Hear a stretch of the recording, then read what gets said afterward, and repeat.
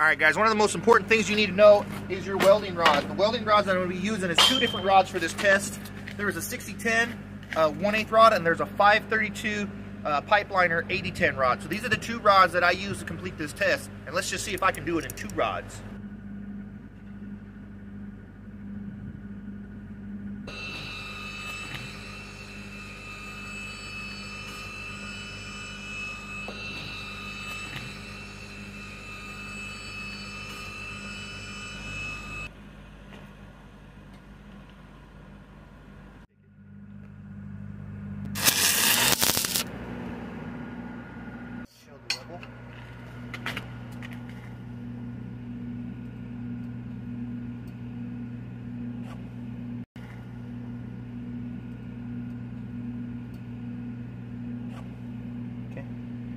Now that you got your test set up and you got it at a 45 degree, you always want to make sure you got your tack on top and your tack on bottom.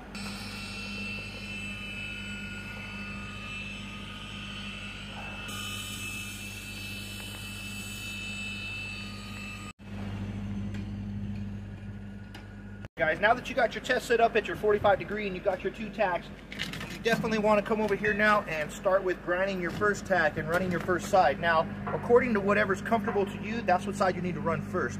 If your side looks bigger than one side than the other, that's the side you need to be running first. So this side looks just slightly bigger on this side, so this would be the side I would run first. First thing I recommend doing on test day is not grinding with a brand new disc. This actually is going to cause it to be jumpy, so you might want to take down the fresh factory edge real quick on a piece of material before you actually start applying it to your piece.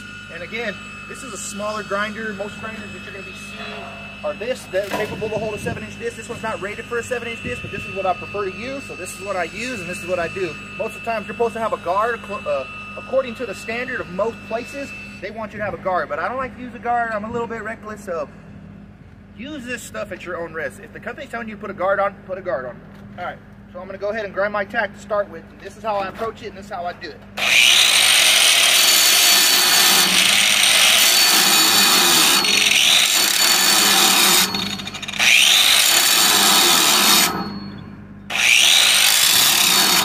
Okay, now this is a good indication of why you don't want a disc this big on a grinder, is because it makes the armature wobbly, and look how much it opened it up. See how little my bevels are here, but how it opened it up with my bevels? So at this time, you need to take precaution and not open up your bevels more. Now I did this just for learning purposes, to show you reasons why you don't want to use a disc this big, and for reasons why you don't want to use a brand new disc. It gets wobbly. The bigger the disc is on something like this, the more wobbly it is. So you can keep it tight with a bigger grinder, but now hopefully I accomplished this, what I wanted to, and I'm able to penetrate where I need to. If not, I'll have to come back on my next pass and grind it to make sure I get this penetration. Now I'm going to go ahead and try to attempt to get my first pass in. I'm at 40 on my remote. Remember, that's 120 degrees.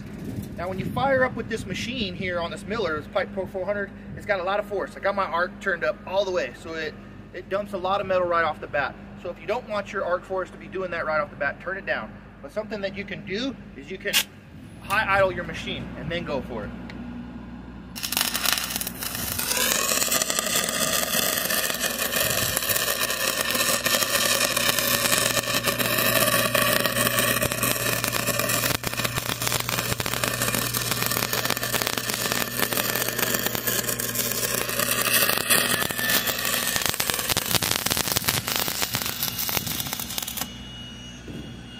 Now, I got into most of that. At the very beginning, I grinded it way too much, and I could tell, so I had to get out of it right away. But for the most part, I got that beat in. Now, sometimes you can come back and you can fix this. Let's go ahead and show them the hole that I left right off the bat, because this is real life. This happens, especially could happen on your test if you thin your tack too much. So you can see I left a pretty good hole right there. So what I'm going to do is, most of the times, you know, people will try to close that hole up right away, right off the bat, but I don't like to. I know that it's a risk. I have to finish it another way. My most important thing is knowing if I got in the bottom. Now you're going to need a light to usually shine in here.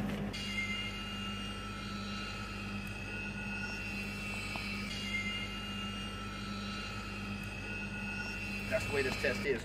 Knowing on the bead if you got in there or not, like I was trying to teach you guys. So again, you're going to need to come in with your grinder now, and now you got to grind this side and this side. Now remember, you don't want to grind it too much.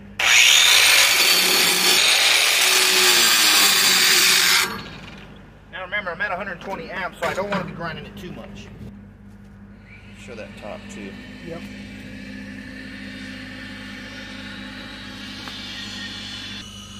Boom. Look at that. All right. So that's using my welding lens now to show you guys kind of what I have. Mad shout out for pipeline or cloud for the hood. All right, so it opened up quite a bit, especially with 120 amps. Now, my rod being all busted up like it is on the tip, I'm not going to go ahead and fire up with it. I'm just going to grab a new one, just to be safe. All right. Now this time when I fire up, I'm going to fire up way over here to try to consume that hole.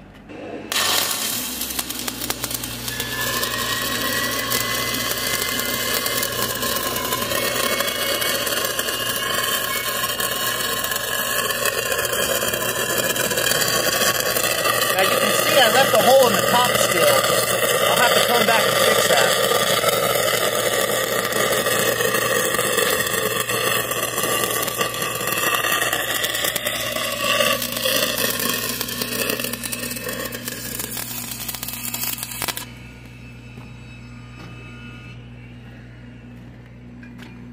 But it's not perfect. It's rough. 120 amps.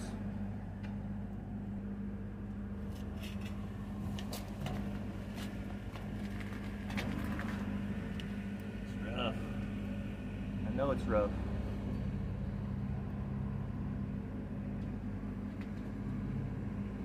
That's what I get for not welding 2-inch out all the time. At a 6G, obviously I need to either practice or turn my heat down, one or the other. Just looking in there though, I feel confident. I feel like that bead's all the way in there, and when I go to hot pass it, you'll see how confident I am.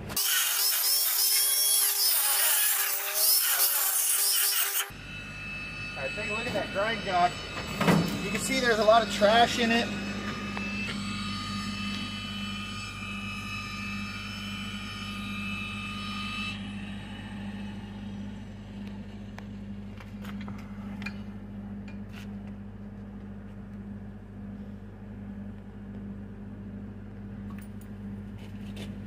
You know, you always want to try to 1-bead cap it, but you might be able to 2-bead cap it.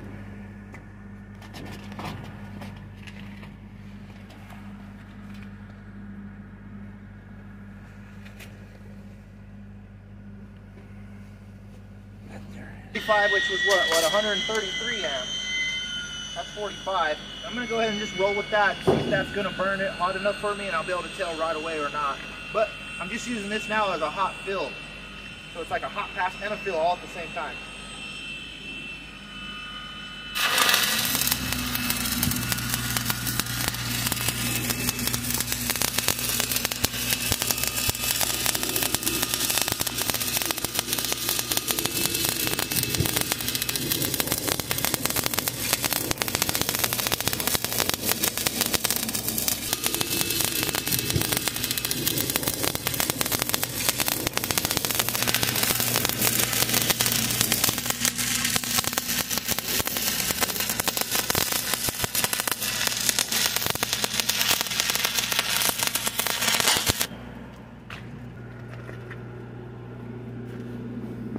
Now me personally, I felt 133 amps was the perfect amount of heat. Of course, I just tossed that rod. I'll grab a new one because I like to run a new rod every time. Now, sometimes people will grind that start. Some people will buff it.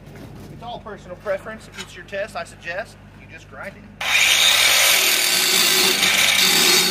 Don't worry about buffing off the other side, but grind your start. If you're going to buff anything, buff the bottom.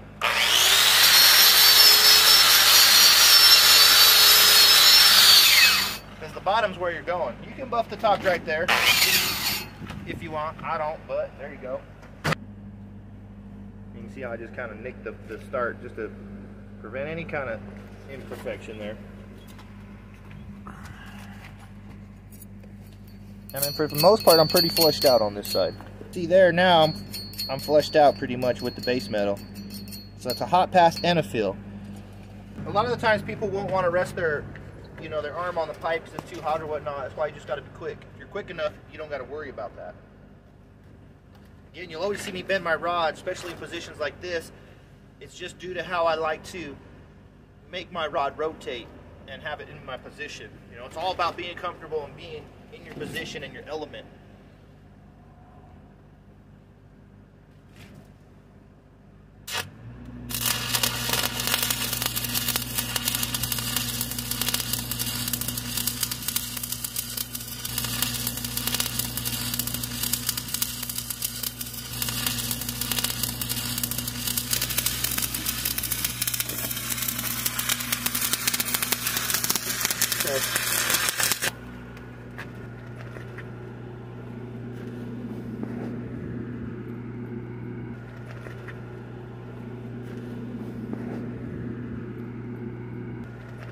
Now you can see I got a little hump here, which is okay. That's where I fired up. I could just take a grinder down and grind that down if I'm worried about on my cap, but I'm usually not.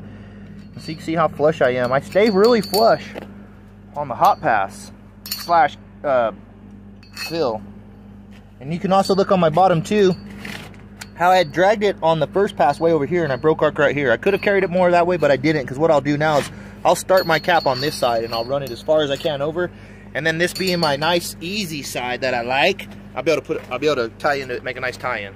So judge your tie-ins on what you're comfortable. Some people are nice and comfortable making the tie-in on just a little tiny short weld right here, because they start way over on this side here going that way, and then they finish way over here. So then you just got a little bit to pile in, and I'm going to show you how to accomplish that. So now it's wire squealy time, wire wheel. So wire wheel that sucker. I buffed the heck out of it. I'm not welding it out of that. Show that, it's all buffed. So basically the hot pass is not a pretty pass. The pretty pass comes now. The pretty pass comes on the cap. A lot of the times the welding inspector doesn't care about the hot pass. You know, he's really not. It's all up to you at this point. He cares about the tack up, the fit up, the tack up, the bead. Like, he'll look at the bead before you hot passed it. Right. He would have came and looked at my bead before I hot passed it. And he might have been like, it's ugly, but let's see where it goes. And so sometimes it's not about the prettiness, it's about just getting it in there and focusing on what you need. So what I'm going to do now is I'm going to drop my amp.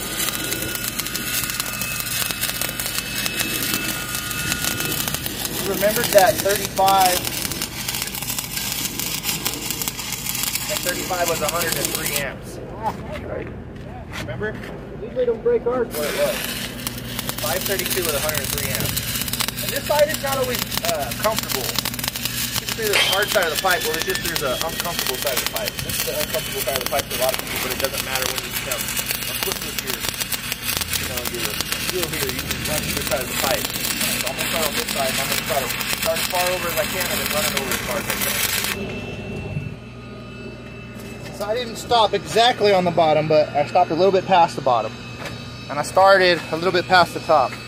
Now remember, I'm only at 103 amps there. With this downhill rod, you got to really know how to long arc it, they call it. So at this point right now, you do want to buff your start and your stop.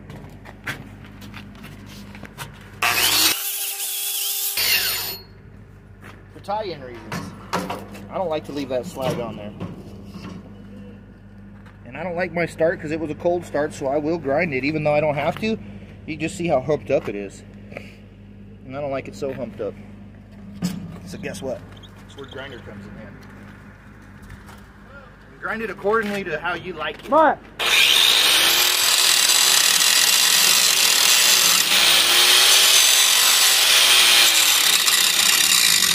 I don't suggest grinding with a grinder like that until you're skilled. I suggest you holding it like this.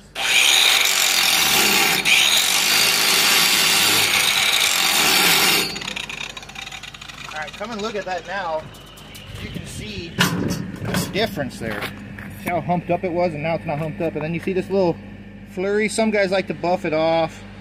I already know when I fire up, it's going to consume it and burn it all off. So now at this point, now we're going to go ahead and complete the weld. And this is my comfortable side. I feel like I'll be able to get a nice start, and then I'll be able to get a nice button.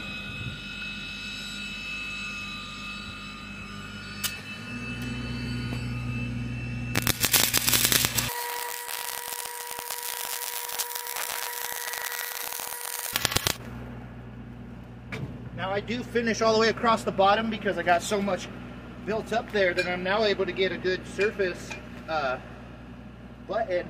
And on the top, it takes a little bit of skill and technique too to know how to run that. See, it's not so humped up now. So when you fire up, float that rod kind of back here, and it's what they call a long arc in it. I kind of got close right here, that's why it humped up. But you know, for the most part, when inspectors come in to look at this, what their most important eye of this test is that it doesn't be below these surfaces, and it doesn't exceed an excessive amount height. I mean, right here on the sides is a lot slicker, but they understand too, gravity on top and gravity on bottom and gravity on sides. All of that always comes into effect. Now I just grab my wire squealy and wire wheel it off. That's with the slag on it, and then you can see how built up the button is.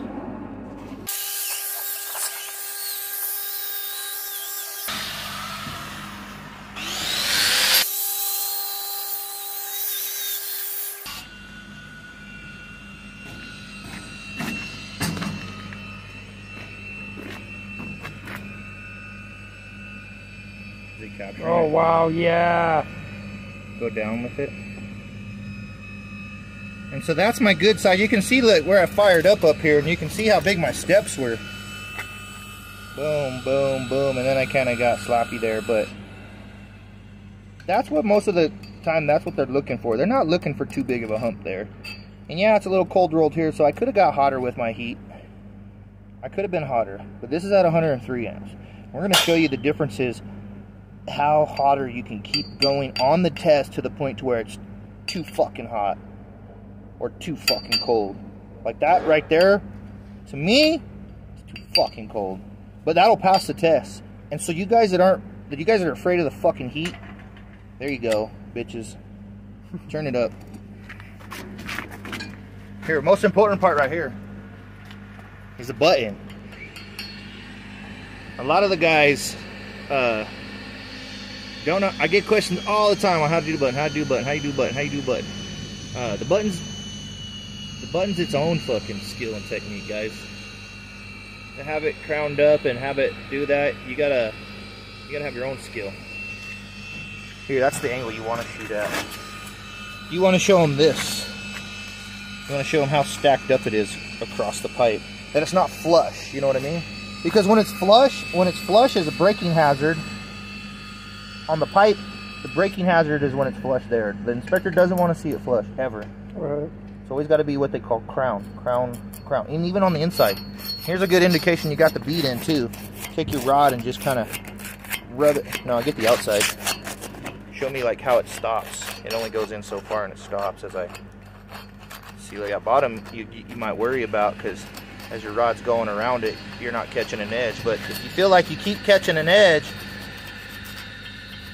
most likely that's that bead in there, and when you can't see in there. All right, so now at this point right now, we break that test loose and we'll shine it up in the sky and show them how deep that bead is in there. Top, that's my right side. There's my button, and that's my left side. Not the prettiest, but not the hideous. Actually, that's pretty hideous.